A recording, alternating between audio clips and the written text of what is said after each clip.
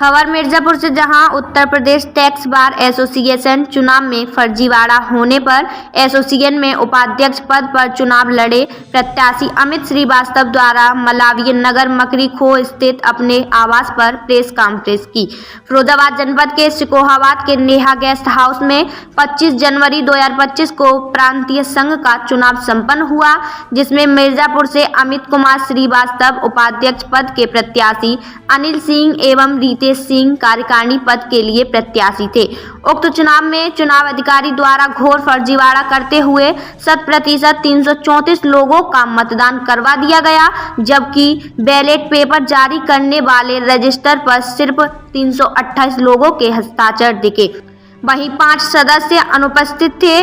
25 से 26 जनवरी की रात्रि में 3 बजे अंतिम वोट पड़ने के बाद जब मतगणना के लिए सभी सदस्यों को बुलाया गया, तब इस प्रकार गलत तरीके से हुए 100% मतदान की बात संज्ञान में आते ही कार्यकारिणी सदस्य के कई प्रत्याशियों ने चुनाव अधिकारी बीएन राय और निवर्तमान अध्यक्ष सौरभ सिंह गहलोत के सामने पुरजोर विरोध करते हुए चुनाव प्रक्रिया निरस्त करने की मांग की। प्रेस वार्ता के दौरान उनके साथ कार्यकारिणी सदस्य पद के प्रत्याशी अनिल सिंह एवं रितेश सिंह भी उपस्थित रहे। देखिए खास रिपोर्ट मिर्जापुर से मोहम्मद सिराज के साथ।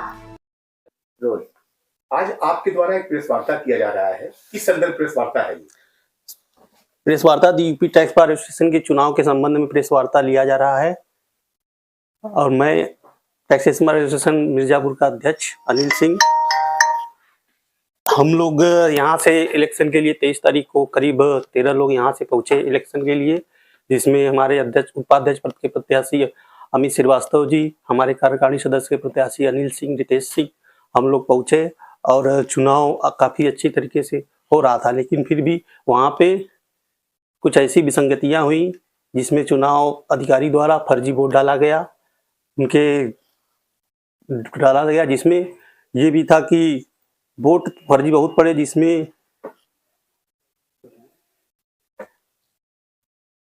फर्जी वोटों की संख्या ज़्यादा बढ़ गई। इस वजह से चुनाव कार्यक्रम एकदम रद्द होना चाहिए, क्योंकि फर्जी वोटों की वजह से हमारे जो जीते हुए प्रत्याशी थे वो हार गए और जो प्रत्याशी बैठे हुए थे वोटिंग डालने के बाद वो जाके सो गए। वो एकदम निश्चिंत थे कि हमको तो जीतना है ही, जिसमें हम लोगों के साथ बैठे थे प्रदेश अध्यक्ष के प्रत्याशी रमेश जायसवाल जी। वो तो एक कार्नर में जाके बैठे हुए थे। एकदम हम लोगों ने उनसे पूछा भी, भाई एकदम आराम से बैठे? उन्होंने कहा हाँ एकदम आराम से बैठे, कोई निश्चित नहीं है, हमसे कोई लेना देना नहीं है। इस तरीके का वक्तव्य का यही दर्शाता है कि चुनाव में पूरी तरह से धांधली की गई, जिसमें चुनाव अधिकारी और उनके चुनाव में जो सहयोगी थे सभी लोग संलिप्त थे। हम लोगों का ये कहना है कि ये चुनाव तत्काल प्रभाव से रद्द किया जाए और हम लोग इसके लिए चुनाव अधिवक्ता हित के लिए न्यायालय में जाएंगे और न्यायालय का दरवाजा खटखटाएंगे, जिससे हमारा और अधिवक्ता समाज का हित हो। आज आपके द्वारा एक प्रेस वार्ता रखा गया है, क्या उद्देश्य है प्रेस वार्ता का? किस लिए प्रेस वार्ता पर? प्रेस वार्ता आज बुलाने का मुख्य उद्देश्य ये है कि Uttar Pradesh tax bar association के 2 वर्षीय चुनाव 2024-26 के लिए जगह निर्धारित की गई थी सिकोहाबाद। चुनाव अधिकारी निर्धारित किए गए श्री बीएन राय, जिन्होंने भरपूर धांधलीबाजी की और फर्जी वोटिंग कराते हुए सिकोहाबाद में सबको डरा धमका करके वहां के अधिवक्ताओं को चुप कराया गया। यहाँ तक भी ये कहा गया कि सिकोहाबाद है, यहाँ पे आपको परछाई नहीं दिखेगी। तो डरा धमका करके बॉक्सर के बुला करके उनके सामने इन्होंने वोटिंग कराई और फर्जी मतदान करवाया।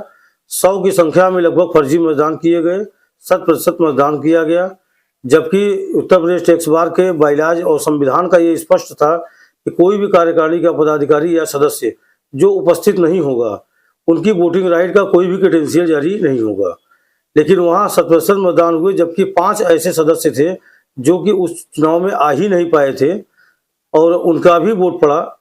इस तरीके से फर्जी वोटिंग करा करके इन्होंने 6 घंटे की रद्दोजहद के बाद अपनी गलती को स्वीकार किया। चुनाव अधिकारी ने, वर्तमान अध्यक्ष सौरभ सिंह गहलोत ने, कि हाँ चुनाव में गलतियां तो हुई है, अब घर की बात है, इसको समझौता किस तरीके से किया जाए, इस समझौते को लेकर के उन्होंने अध्यक्ष से, जो 2 उम्मीदवार थे अध्यक्ष के, उन लोगों ने बंद कमरे में अपना डिसीजन लिया। हम लोग उपाध्यक्ष पद के उम्मीदवार थे, कार्यकारिणी के सदस्य हमारे साथ थे, 42 कार्यकारिणी के मेंबर थे, किसी को भी संज्ञान में नहीं लिया गया।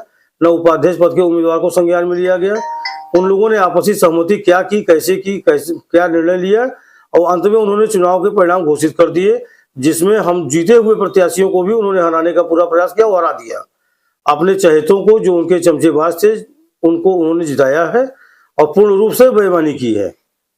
किस आधार पे आप कह रहे हैं कि वहाँ फर्जी वोटिंग हुई? फर्जी वोटिंग का मुख्य सबसे बड़ा उद्देश्य तो आपके सामने प्रदर्शित यही हो रहा है कि जहां 100% मतदान हो रहे हैं, और हमारा संविधान ये कहता है कि किसी भी कार्यकारिणी का सदस्य या पूर्व सेक्रेटरी या पूर्व अध्यक्ष जो कि अपना क्रेडेंशियल मतलब उत्तराधिकार अपना किसी को नहीं दे सकता कि हम आपको राइट दे रहे हैं कि आप जाके मेरा वोट डाल दें। ये हमारे संविधान में नहीं है, और संविधान लिखने वाले भी वही हैं जो आज के वर्तमान के चुनाव अधिकारी थे। उन्होंने जो कृत्य किया है उस कृत्य में वो पूर्ण रूप से सहभागी हैं और 100% उन्होंने मतदान किया है। क्या कदम है आपका अगला? हम न्यायालय का दरवाजा खटखटाएंगे। हम अधिवक्ता हैं, हम लड़ाई नहीं जानते, हमको किसी से लड़ना नहीं है, भिड़ना नहीं है, न्याय की परिभाषा जानते हैं। अधिवक्ता हित की लड़ाई लड़ रहे थे और अपने ही समाज की लड़ाई के लिए अब मुझे न्यायालय का शरण लेना है।